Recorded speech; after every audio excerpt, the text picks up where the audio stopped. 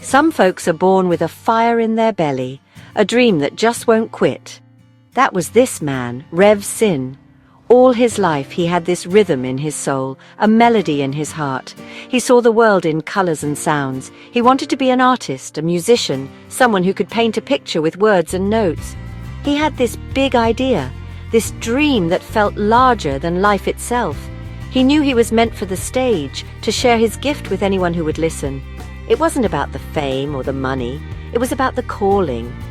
A deep, unshakable calling that told him this was his purpose. So he got on his motorcycle, you know the kind I'm talking about, a steel horse ready to chase down that horizon. He was leaving Florida, heading all the way to Texas. He had a friend out there and they were going to do some live shows together. This was it, the first step. The open road was calling his name and he answered. Can you picture it? Just him, his bike, and a dream packed in his saddlebags. The wind whipping past him, the sun on his back. That's the feeling of freedom. That's the feeling of a man who is finally going after what he wants in this life. He was riding toward his destiny, but life has a funny way of throwing a wrench in your plans. On his way back, riding through Louisiana, trouble found him. His motorcycle brakes failed. Now that's a scary situation for any rider. He managed to get the bike to a stop, his heart pounding in his chest. But right then the police rolled up. They saw a man, a motorcycle, and they drew their own conclusions. They didn't see a musician heading home. They saw something else entirely. They misunderstood the whole situation, and suddenly he was surrounded, facing a problem he never saw coming. It was a moment of pure confusion and fear. You see, they thought he was up to no good. They didn't ask questions first, they just reacted. For a man who was just trying to get home safely after chasing his dream, this was a slap in the face, a cold dose of reality. The joy of the Texas shows, the hope he felt on the open road, it all just evaporated in that bayou heat. He was just a guy whose brakes went out, but in their eyes, he was a suspect. It was a stark reminder that no matter how good your intentions are, the world can judge you in a heartbeat. And for him, this wasn't the first time he'd felt that kind of judgment. This whole mess in Louisiana brought back some old ghosts. It took him right back to his younger days in Chicago. Growing up there, he'd had his share of run-ins with the police. He was a young man trying to find his way, and it seemed like trouble was always just around the corner, whether he was looking for it or not. He learned early on that the world could be a hard place. He learned that people will put you in a box based on how you look or where you're from. Those experiences, they stick with you. They shape you. They can either break you down or build you up stronger. Determined not to let his past define his future, he made a big move. He packed up and went down to Florida looking for a fresh start. He wanted to build a good life, an honest life. He wasn't that kid in Chicago anymore. He was a man with a plan. He worked hard, day in and day out. He wasn't afraid to get his hands dirty. He put in the long hours, did what he had to do to prove himself. He was building a foundation, brick by brick, for a better tomorrow. He was committed to living right, to being a man his family could be proud of. And he built a beautiful family, a big, loving family.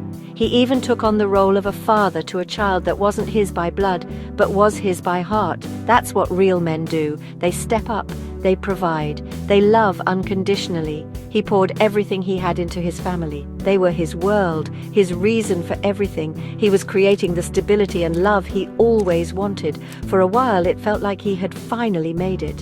He had the home, the family, the life he had worked so tirelessly to create. He was living the dream, a different kind of dream than music, but a beautiful one nonetheless. But Florida has its own challenges. The Sunshine State can turn dark in a hurry. Hurricanes came, one after another, tearing through their lives and their finances. The storms weren't just outside, they were inside too. Money got tight. Jobs were lost. The pressure mounted until the weight of it all became too much to bear. The foundation he had built so carefully started to crack.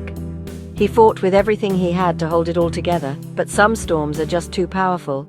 He ended up losing his home, the very symbol of the life he had built. Losing your home, your job, your stability, that can break a man. He hit his lowest point. He felt like he was standing in the rubble of his own life.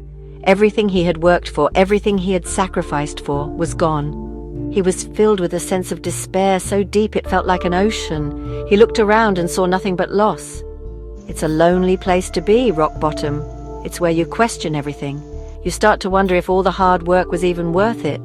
He was on the verge of giving up, of letting that darkness swallow him whole. In that moment of total darkness, when it felt like all hope was lost, a little spark flickered.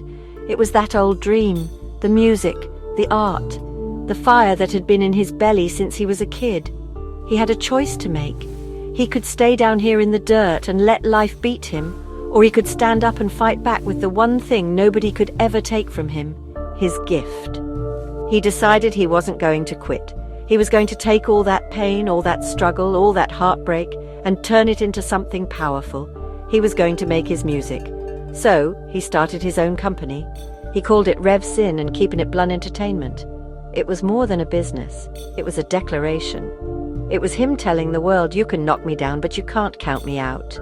He poured every last ounce of his energy and his story into his art.